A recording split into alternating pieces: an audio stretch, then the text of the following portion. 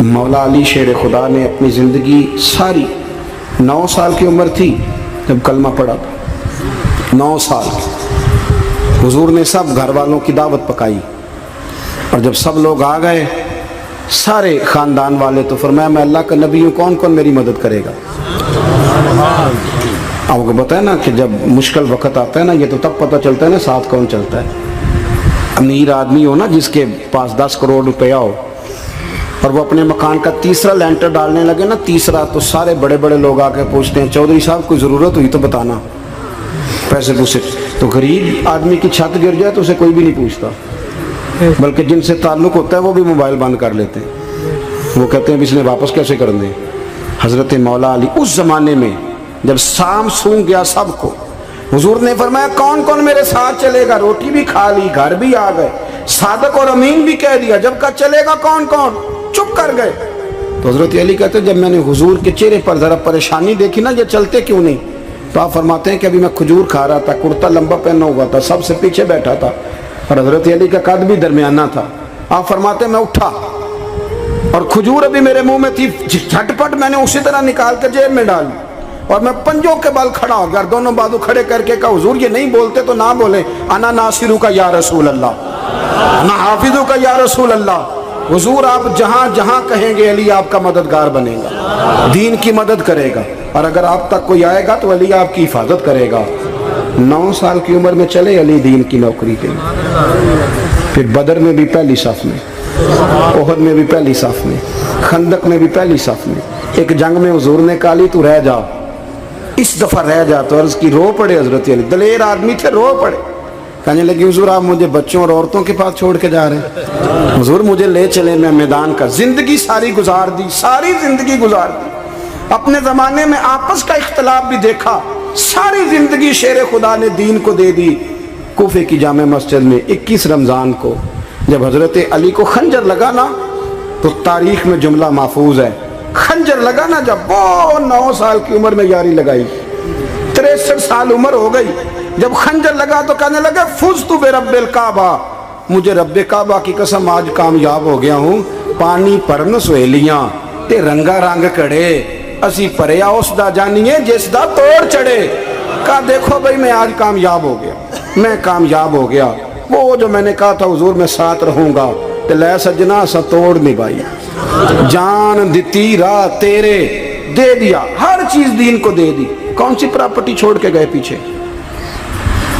کون سا نظام بنا کے گئے؟ امام حسن بھی شہید ہوئے، پتہ ہے آپ کو؟ امام حسن کا بھی دن منانا چاہیے کہ نہیں؟ ان کے یوم وصال پہ بھی کچھ جلسہ کر لیا کرو، بڑے ہیں امام حسین سے، جدھر سارا زمانہ چلتا ہے ادھر چل پڑتے ہو۔ حدیث میں جہاں جہاں نام آیا نا، پہلا امام حسن کا ہے، دوسرا امام حسین کا ہے، اور امام حسین کے اپنے جملے ہیں، فرماتے ہیں میرا بھائی نہیں، میرا امام بھی ہے، میرا امام بھی ہے۔ اور آپ فرمایا کرتے تھے میں نے بڑی چیزیں اس حسن سے سیکھی ہیں، جو انہوں نے سیکھا ایک بتاؤں اس میں سے؟ کچھ لوگ تھکے ہیں آپ میں سے، حالانکہ میں تو زیادہ سفر کر کے آیا ہوں، عرض کروں جو انہوں نے سیکھا ہے؟ سنو، امام حسین خود بتاتے ہیں، فرماتے ہیں کہ اب میرے بھائی نا امام حسن اپنی ایک بیوی کو طلاق دینا چاہتے تھے، اختلاف شدید ہو گیا، بات طلاق تک آ گئی، مجھے پتہ چلا تو میں پہنچا، میں نے کہا بھائی جان کیا اختلاف ہے بھابی سے؟ سنا طلاق دینے لگے ہیں؟ فرمایا ہاں طلاق دے دوں گا۔ چلی گئی ہے میکے، فرمایا بتائیں غلطی کیا، کیوں دے رہے ہیں؟ تو امام حسن فرمانے لگے حسین آپ نے قرآن نہیں پڑھا؟ میں نے کہا جی پڑھا ہے، بتائیں۔ کہنے لگے اللہ فرماتا ہے ہن لباس لکم وانتم لباس لہن، مرد عورتوں کا لباس ہیں، عورتیں مردوں کا لباس ہیں۔ فرمایا میری بیوی میں کوئی کمزوری ہوگی تو میں پردہ ڈالوں گا کہ دنیا کو بتاؤں گا؟ امام حسین کہتے ہیں میں نے اٹھ کے بھائی کا ہاتھ چوما، میں نے کہا آیت میں نے پہلے بھی پڑھی تھی، تفسیر آج سمجھ میں آئی ہے، تفسیر آج سمجھ میں آئی ہے، میرے بڑے بھائی نے سمجھائی ہے، سمجھ میں آئی۔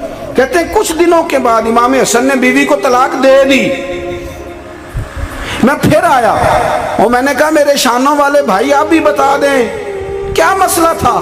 تو کہتے ہیں میرا ماتھا چوما میرے بڑے بھائی نے، اور کہنے لگے حسین چھوڑ، وہ غیر محرم بیوی ہے، میں کسی غیر کی باتیں تیرے ساتھ کیا کروں، طلاق دے دی، غیر محرم ہو گئی، اب اس کا ذکر کیا چھیڑنا؟ کہتے ہیں میں سمجھ گیا، کہ میرا بھائی قرآن کی اس روح کو جانتا ہے جو حسین تک بھی پہنچ رہی ہے۔ بھائیو، امام حسن رضی اللہ تعالیٰ عنہ، آپ کو پتہ ہے یہ کائنات کا وہ عظیم شخص ہے، حسن ابن علی، وہ عظیم ہستی ہے جس نے تاج چھوڑ دیا، تخت چھوڑ دیا، پر نبی پاک کی امت کو جوڑ دیا۔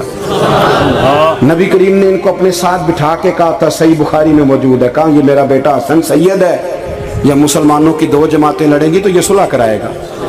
حضرت امام حسن نے تخت چھوڑا، تاج چھوڑا، لیکن مسلمانوں کو آپس میں اتنی بڑی قربانی، اتنی بڑی قربانی۔ یہاں تو بھائی چھوٹا سا مسئلہ ہوتا ہے، مسجد میں اچھے بھلے امام صاحب نماز پڑھا رہے ہوتے ہیں، بچے پڑھ رہے ہوتے ہیں، اور مسجد میں تو تقریباً 15-20 چودھری اتوار مسجد میں ہوتے ہیں۔ تھوڑے پنڈ تے نہیں ہیں جی؟ چلو اللہ کا شکر ہے جی، اتنے نہیں تھوڑے نے، چلو اللہ کرے وہ بھی نال ہی رل جان، درویش ہی چنگی چدرا دا کی کرنا ہے۔ تو ویسے میں نے دیکھا ہے تھوڑی سی جو کسی شہر کی بڑی مسجد ہوتی ہے اس میں 15-20 چودھری ہوتے ہیں، اور مولوی صاحب کی مجبوری ہے سب کی مان کے چلنا، دو کی نہ مانے قاری صاحب، دو کی۔ اب وہ یہ نہیں دیکھیں گے کہ دین کا نقصان ہو رہا ہے، مسجد کا مسئلہ ہے، بچوں کا مسئلہ ہے، ان کو تو ذات کا مسئلہ ہے، میری نہیں مانی لیا تھا چھٹی۔ وہ خدا کے بندو، ہم 2 منٹ کے لیے چدراہٹ نہیں چھوڑتے، دین کا نقصان کر دیتے ہیں۔ امام حسن نے پوری حکومت چھوڑ دی، پوری حکومت۔ اتنا بڑا سخی کم آپ کو ملے گا جو سخاوت کرے اور نبی کی امت کو بچائے صلی اللہ ہو۔ یہ بات بیان نہیں ہوتی، اکثر نہیں ہوتی، شاید پورے کربلا میں آپ نے نہ سنی ہو، اللہ ماشاءاللہ۔ اس کو سمجھے امام حسن۔ اور پھر مزے کی بات، امام حسن بھی شہید ہوئے، انہیں زہر دیا گیا، اور جب وہ شدید بیمار ہو گئے نا، زہر اثر کر گیا، تو امام حسین آئے، بڑے پریشان ہوئے، رو پڑے، کہنے لگے بھائی مجھے بتاؤ کس نے زہر دیا؟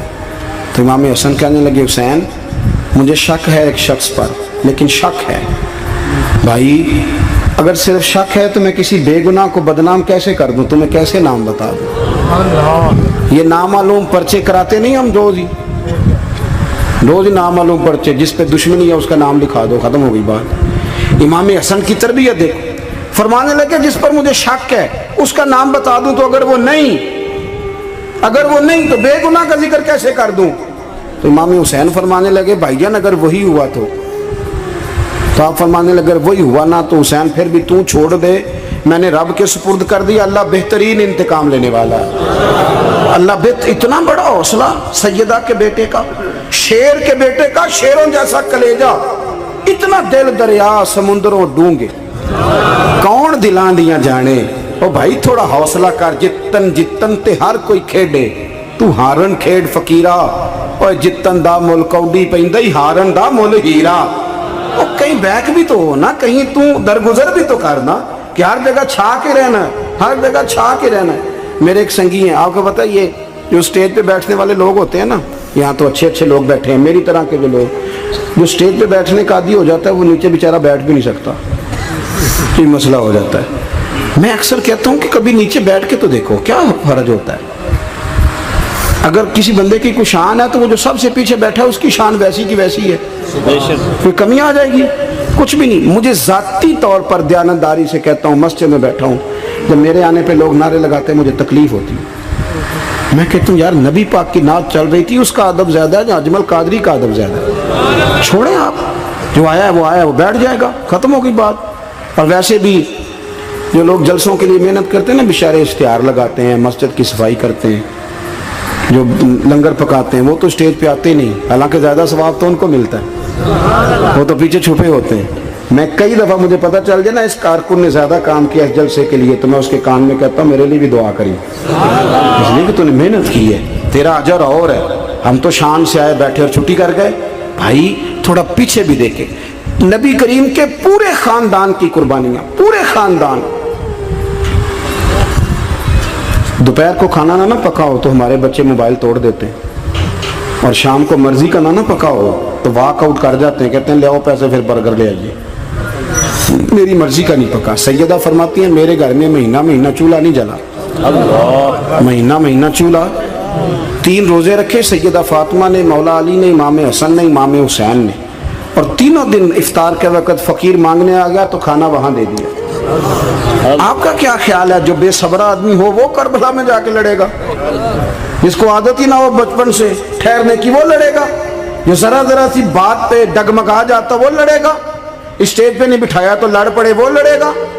او خدا کے بندو، بڑا حوصلہ چاہیے، بڑا ظرف چاہیے۔ امام علی مقام کا ایک قد ہے، ان کا ایک وقار ہے، ان کا ایک حسن ہے۔ امام حسین رضی اللہ تعالیٰ عنہ نے 25 حج کیے ہیں مدینے سے مکے پیدل جا کے، دونوں بھائیوں نے۔ ہر روز 10 سپارے قرآن پاک کے امام حسین پڑھتے تھے۔ حضرت عبداللہ ابن زبیر کہتے ہیں میں سیدہ فاطمہ کے بیٹے حسن اور حسین سے جب بھی ملا ہوں دونوں بھائیوں نے روزہ رکھا ہوا ہوتا تھا۔ انہوں نے اپنی زندگی تقوی سے گزاری، پرہیزگاری اور سخاوت۔ سبحان اللہ۔ پتہ ہے سخی مالدار نہیں ہوتا، حضور نے فرمایا بندہ دل کا غنی ہوتا ہے۔ مالدار تو بندہ بنتا ہی تب ہے جب پیسے جمع کرے، سخاوت کرنے سے تھوڑی مالدار بنے گا۔ اس لیے درویش کہتے ہیں مالا والے سخی نہیں ہوندے، سخیاں کل مال نہیں ہوندا۔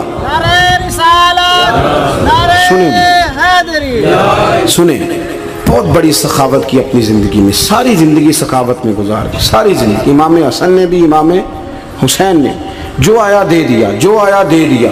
ہزاروں دینار آتے۔ ایک دن ایک فقیر مانگنے آ گیا تو امام حسن حسین دونوں تھے، کہنے لگا میں نے سنا بڑے لاجپال ہو، غریب ہو، مہربانی ہو جائے۔ فرمایا بیٹھ جاؤ رزق آنے والا ہے۔ تھوڑی دیر گزری تو 3000 دینار آئے۔ ویسے میرے کو 3 لاکھ روپیہ ہوئے تو مسیطے کنے دینے چاہیے؟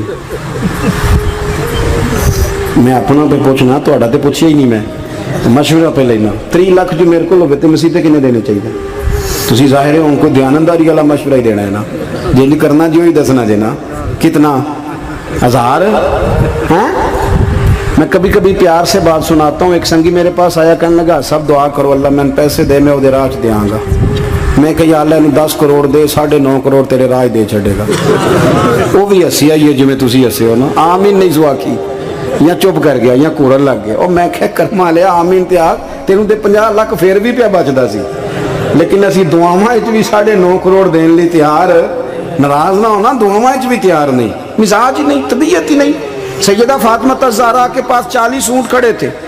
ایک بی بی آئی، وہ کہنے لگی اماں جی یہ جو اونٹ کھڑے ہیں یہ میرے ہیں، اب بتائیں میں اللہ کے رستے میں دوں تو کتنے دوں؟ سیدہ فاطمہ کہنے لگی 1 بکری دے دے۔ وہ کہنے لگی حضور اگر آپ کے پاس 40 ہوتے تو آپ کتنے دیتی؟ سیدہ فرمانے لگی میں سارے کے سارے دے دیتی۔ تیرے لیے مسئلہ اور ہے، میرے لیے فتویٰ اور ہے، سارے دے دے۔ 3000 دینار آئے امام حسن اور حسین کے پاس، فقیر بیٹھا ہے۔ فقیر کہتا ہے میرے دل میں خیال تھا کہ 5-10 دے دیں تو میری موت بن جائے گی، پر مجھے نہیں پتا تھا کہ اتنے سخی گھرانے کے پاس آیا ہوں۔ 5-10 دے دیں تو موت بن گئی۔ کہتے امام حسن نے 3000 دینار میری ہتھیلی پہ رکھے اور میرا ماتھا چوم کے کہنے لگے یار میرا تو خیال تھا کہ تیرے انتظار پر تجھے کچھ ملے گا، پر یہ رکھ لے، مجھے پتا ہوتا کہ تجھے اتنا ملنا ہے تو میں تجھے انتظار نہ کراتا۔ جلدی دے، خود بھیک دے، خود ہی کہے منگتے کا بھلا ہو۔ اپنی زندگی نفاست سے گزاری اہل بیت، قربانی دے کے گزاری۔